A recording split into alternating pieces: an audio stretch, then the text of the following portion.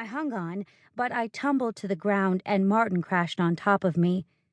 I heard a really loud pop as an excruciating pain radiated up and down my right arm. I realized something had snapped. "Ow! That hurts!" "Don't shake it off, you'll be fine," Martin said. But my arm was really aching.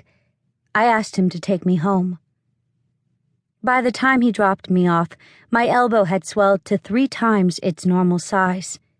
My dad, a doctor, examined my arm. "You need to have that looked at," he said immediately. When Martin came over later that evening, my arm was in a cast and I was livid. He was apologetic, but I didn't care. "You have no idea what this means. I'm a music major and I can't play anything with a broken arm." I was so mad at Martin, I said, "We're done." I broke up with him for breaking my arm. Sunday, on the way back to college, instead of driving my cute sports car with the stick that I could no longer shift, I rode in my parents' sedan. Dad had to carry my books and laundry to my dorm room. On Monday, I dropped half my classes because I could no longer play bass.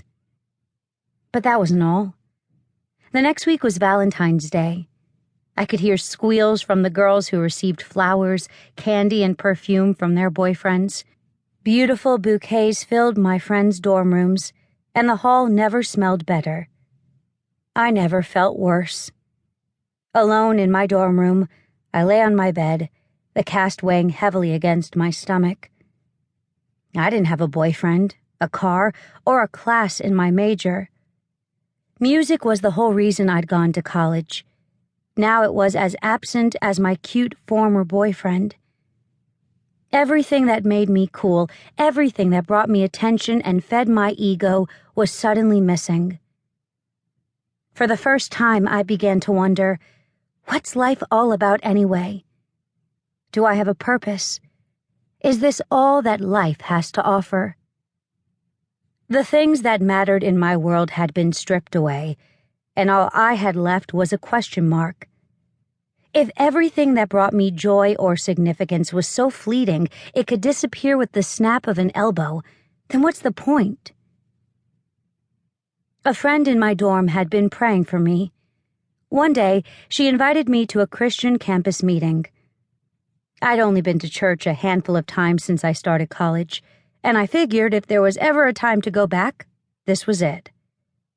While there, I heard a message reminding me how much God loves me. I had nothing to offer him in return. In fact, I couldn't even put on my own deodorant. I had to ask my roommate for help. But the speaker said God didn't want anything from me. He had something for me. I was God's child, and he wanted me to stop running so he could love me. The speaker was so inspiring that when he announced a mission trip to Mongolia, my friend and I signed up. Since I wasn't any use to anyone else, I thought, if God can use me, I might as well go. I had no idea what I was getting into. I grew up with a lot of material objects. Though my parents were frugal, my dad was a cardiologist and made a good living. We had a country club membership so I could order whatever I wanted and just sign the ticket.